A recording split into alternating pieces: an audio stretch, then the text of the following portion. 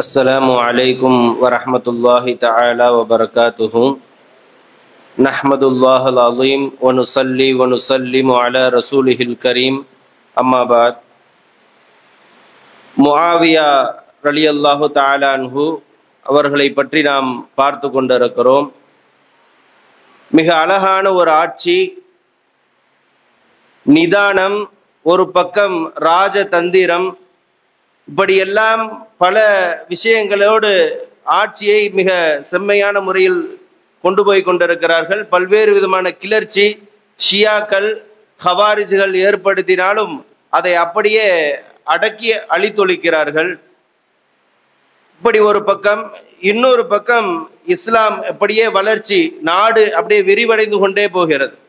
அப்படியே இஸ்லாமுடைய வளர்ச்சி கொஞ்சம் கொஞ்சமாக போய்கிட்டு இருக்குது. எந்த அளவுக்கு அப்படின்னு சொன்னால், ரஷ்யாவுடைய துர்க்மெனிஸ்தான் அப்படின்ற ஏரியா அது வரைக்கும் போயிடுச்சு. இந்த பக்கம் சைனா, யமன், எல்லா பக்கமும் சுற்றி எல்லா பக்கமுமே இஸ்லாம் அப்படியே போய்கிட்டே இருக்கு.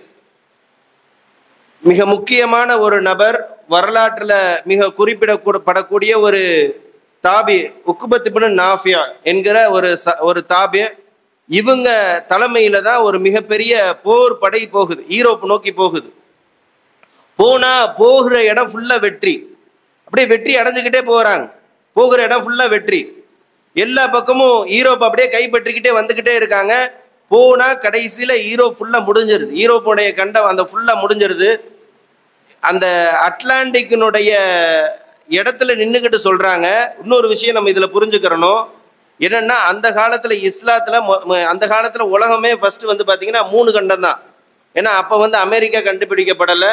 அதே மாதிரி ஆப்பிரிக்கா, இதெல்லாம் ஆப்பிரிக்கா, ஏசியா, யூரோப், இதுதான் கண்டமே. மொத்தமே இந்த 3 தான் கண்டம். ஆஸ்திரேலியா இதெல்லாம் கண்டுபிடிக்கப்படலை. இப்போ அந்த சூழ்நிலையில அவங்களுக்கு இன்னொரு கொள்கை எப்படி அப்படின்னா, அந்த காலத்துல வந்து பூமியை வந்து தட்டையா தான் அவங்க உணர்றாங்க. உலகம் உருண்டை அப்படின்லாம் அந்த காலத்துல அப்ப இல்லை.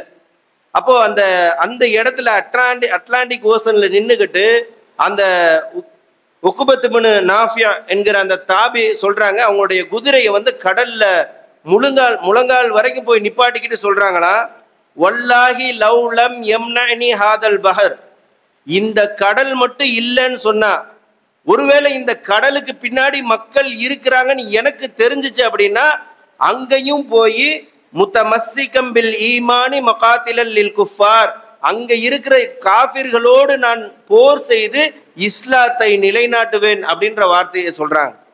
அந்த அளவிற்கு இஸ்லாம் வந்து கிட்டத்தட்ட 3.20 கோடி சதுர கிலோமீட்டர், 3.20 கோடி சதுர கிலோமீட்டருக்கு இஸ்லாம் அப்படியே பயங்கரமான ஒரு பேரரசா மாறி நிக்குது.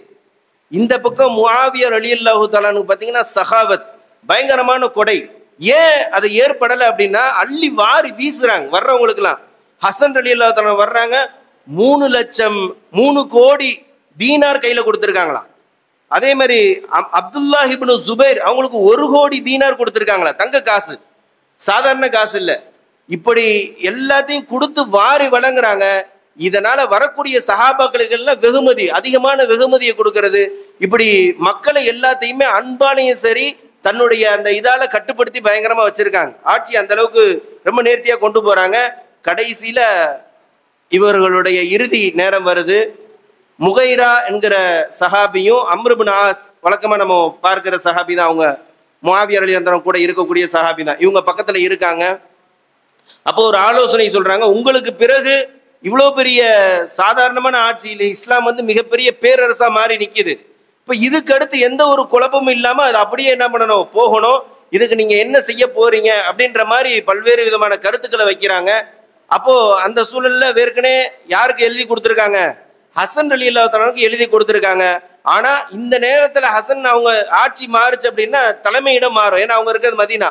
அப்படி மாறும்போது ஆட்சியினுடைய பிளவு ஏற்பட்டுருமோ அப்படின்னு சொல்லி பயந்து இவங்க என்ன பண்றாங்க, யசீதுக்கு அவங்களுடைய ஆட்சியை ஒரு கடிதத்துல எழுதி வைக்கிறாங்க, இவருடைய மகன் யசீதுக்கு. அப்போ யசீதுக்கு எழுதி வைக்கிறாங்க. அதோட சேர்த்து ஒன்று சொல்றாங்க, இவங்க கூடயே எப்பயுமே ஒரு பெட்டி இருக்குமா. அந்த பெட்டியில நாயகம் ஸல்லல்லாஹு அலைஹி வஸல்லம் அவர்கள் பயன்படுத்திய பொருட்கள் எல்லாமே இருக்குமா. முக்கியமா ஒரு ஜிப்பா இருக்குதான், ரசூல் ஸல்லல்லாஹு அலைஹி வஸல்லம் ஜிப்பா. இந்த ஜிப்பாவோட என்னை அடக்கம் செய்யுங்க அப்படின்னு சொல்லி வசியத் செய்யறாங்க. அதே போல் அவங்க வந்து அவங்க வசியத் செய்து டமாஸ்கஸ்ல அவர்களுடைய அடக்கஸ்தலம் அங்க இருக்குது. கிட்டத்தட்ட அவங்க வந்து 20 வருடங்கள் ஆட்சி, அதாவது 41 ஆட்சிக்கு வர்றாங்க. கிட்டத்தட்ட ஹிஜ்ரி 61 வரைக்கும் இவர்களுடைய ஆட்சி போகுது. இன்ஷா அல்லாஹ் நாளை யசீத் அவர்களுடைய ஆட்சி, அவருடைய ஆட்சியிலே ஏற்பட்ட பல்வேறு விதமான துக்கமான சம்பவங்கள், கர்பலா யுத்தம் போன்றவைகளை இன்ஷா அல்லாஹ் நாளை பார்ப்போம். அஸ்ஸலாமு அலைக்கும் வரஹ்மத்துல்லாஹி தஆலா வ பரகாத்துஹு.